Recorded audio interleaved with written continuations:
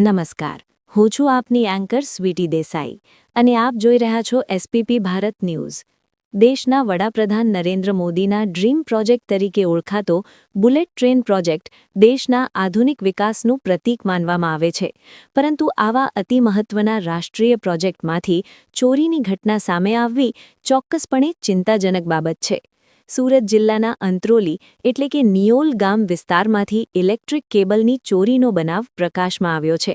જો કે કડોદરા પોલીસે ઝડપી અને અસરકારક કાર્યવાહી કરી આરોપીને મુદ્દામાલ સાથે ઝડપી પાડી કાયદાની ઝપટમાં લીધો છે.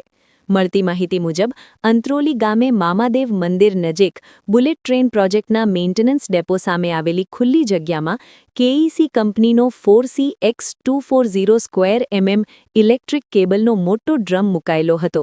આ ડ્રમમાંથી કુલ 10 મીટર કેબલ ગાયબ હોવાનું સામે આવ્યું હતું. ચોરાયેલા કેબલની પ્રતિ મીટર કિંમત ₹5,545 મુજબ કુલ અંદાજિત કિંમત ₹55,450 થાય છે. આ બાબત કંપનીના સ્ટોર કીપર રામબાબુ ગુરુમૂર્તિ મિત્તાનાના ધ્યાનમાં આવતા તેમણે તાત્કાલિક કડોદરા પોલીસ મથકે સત્તાવાર ફરિયાદ નોંધાવી હતી. ફરિયાદ મળતા જ પોલીસ સબ ઇન્સ્પેક્ટર રામાણી તથા તેમની ટીમ તાત્કાલિક હરકતમાં આવી ગઈ હતી. હ્યુમન ઇન્ટેલિજન્સ અને ટેકનિકલ સર્વેલન્સના આધારે પોલીસને બાતમી મળી હતી કે સાનુસિંગ નામનો શખ્સ ચોરી કરેલો કેબલ સ્ક્રેપ સ્વરૂપે લઈને નિયોલથી વાંકાનેડા તરફ જઈ રહ્યો છે. આ બાતમીના આધારે પોલીસે ચોક્કસ સ્થળે વોચ ગોઠવી હતી.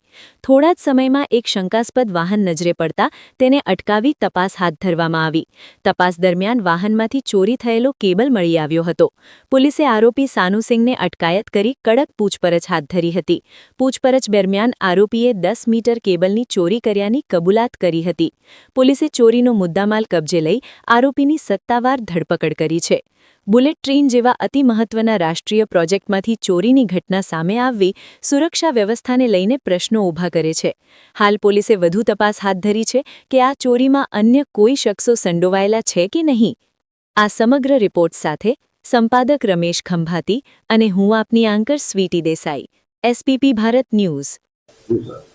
ગઈ તારીખ 9/2/26ના રોજ કડોદરા પોલીસ સ્ટેશનના નિયોલ ખાતે આવેલ મામાદેવ મંદિરની બાજુમાં બુલેટ ટ્રેનનો જે સામાન પડ્યો છે એ સામાનમાંથી કોઈ ચોરી સમય આશરે 10 મીટરના જે કેબલ છે એની ચોરી કરેલ, જેના આધારે બુલેટ ટ્રેનના જે ઇન્ચાર્જ છે જે આ સ્ટોર કીપર એમણે આવીને અને પોલીસ સ્ટેશનમાં ફરિયાદ આપતા તાત્કાલિક તેમની જે 10 મીટરના જે કેબલ વાયરની ચોરી થઈ છે એની ફરિયાદ દાખલ કરવામાં આવેલ અને ફરિયાદ દાખલ કરીને તેની આગળની તપાસ ચાલુ કરેલ.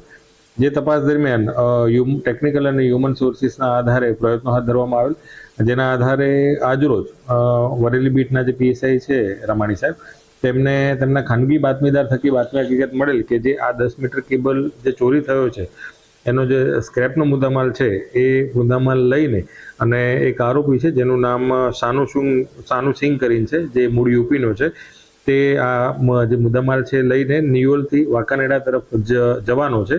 જે બાતમી હકીકતના આધારે જે જગ્યાની બાતમી મળી છે ત્યાં આગળ તાત્કાલિક પીએસઆઈ શ્રી રામાણી તથા તેમના સ્ટાફ દ્વારા વોચ તપાસમાં માણસો મૂકેલ.